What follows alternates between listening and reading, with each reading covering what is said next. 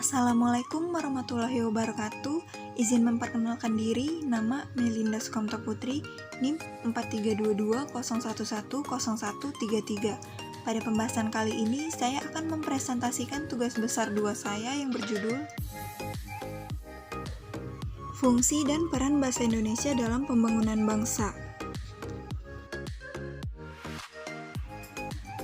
Bahasa adalah kemampuan yang dimiliki manusia untuk berkomunikasi dengan manusia lainnya menggunakan tanda, misalnya kata dan juga gerakan.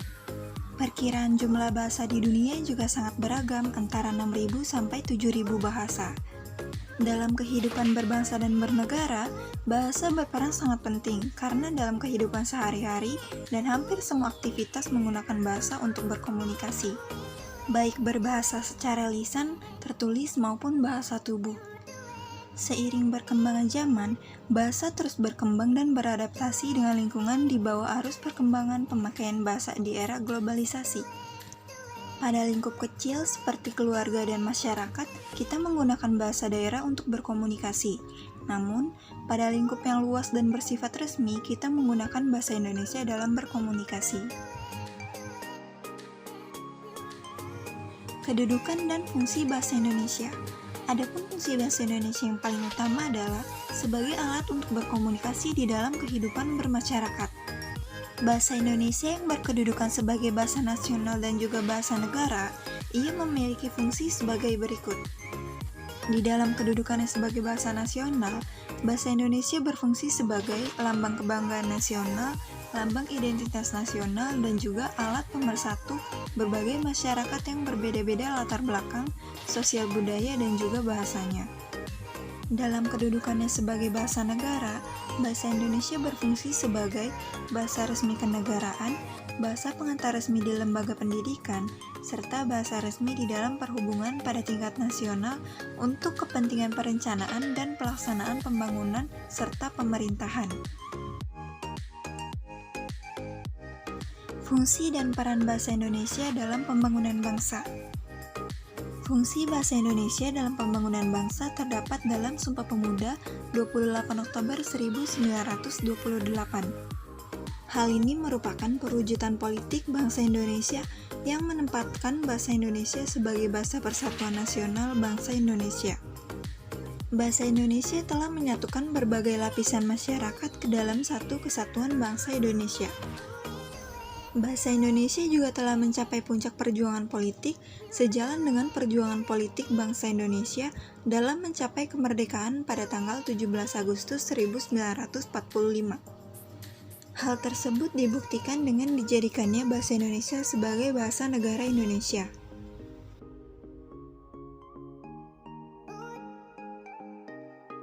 Dalam rangka menuju ke arah peradaban modern, kita perlu memahami, menguasai, dan mengembangkan konsep-konsep iptek modern yang pada umumnya masih tertulis dalam Bali asing, khususnya bahasa Inggris. Tujuannya adalah agar konsep-konsep iptek modern itu tidak hanya diserap oleh mereka yang memahami Bali asing, yang jumlahnya tentu tidak sebanding dengan jumlah anggota masyarakat Indonesia yang memerlukannya. Apalagi dalam rangka perencanaan dan pelaksanaan pembangunan, penyebarluasan konsep-konsep iptek modern itu harus dilakukan dengan menggunakan bahasa Indonesia. Dengan demikian, bahasa Indonesia dan juga bahasa daerah memiliki peran penting di dalam memajukan pembangunan masyarakat di dalam berbagai aspek kehidupan. Peran bahasa Indonesia dan bahasa daerah semakin penting di dalam era otonomi daerah, dikarenakan peran masyarakat akan mendorong dan menumbuhkan prakarsa dan kreativitas daerah. Hal ini tercermin dari kewenangan yang telah diserahkan ke daerah dalam wujud otonomi yang luas. Pengembangan bahasa, termasuk sastra, berhubungan dengan kewenangan pemerintah di bidang pendidikan dan kebudayaan, baik yang dimiliki pemerintah pusat, provinsi, kabupaten maupun kota. Kewenangan pemerintah pusat berupa penyediaan standar, pedoman, fasilitas, dan bimbingan dalam rangka pengembangan bahasa serta sastra. Selanjutnya, kewenangan untuk penyelenggaraan kajian sejarah dan nilai tradisional, serta pengembangan bahasa dan juga budaya, merupakan bagian dari kewenangan provinsi.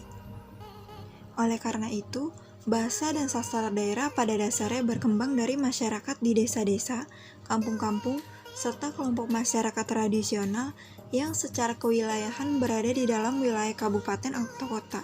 Sehingga mulai di kabupaten atau kota dilakukan kegiatan operasional pengembangan bahasa dan sastra daerah.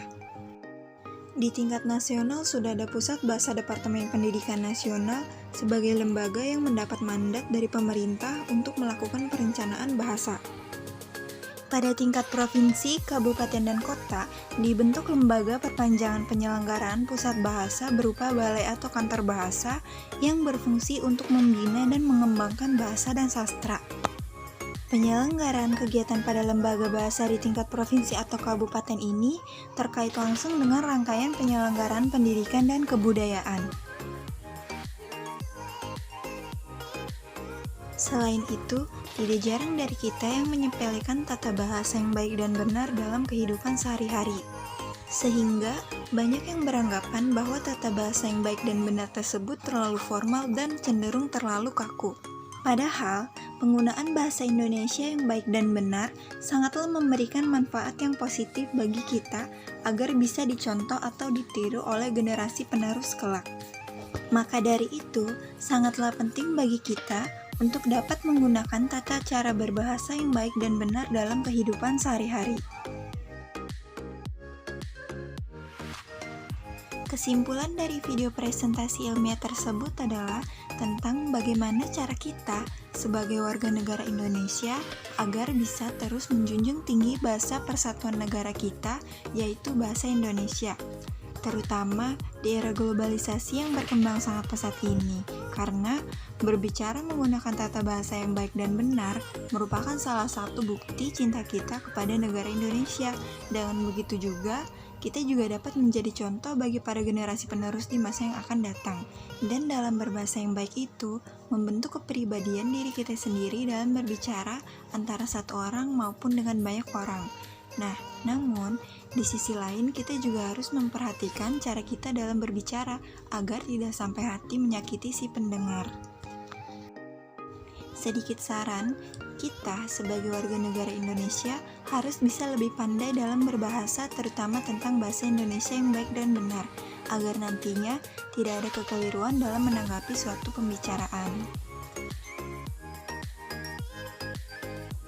Sekian tugas video presentasi ini. Wassalamualaikum warahmatullahi wabarakatuh.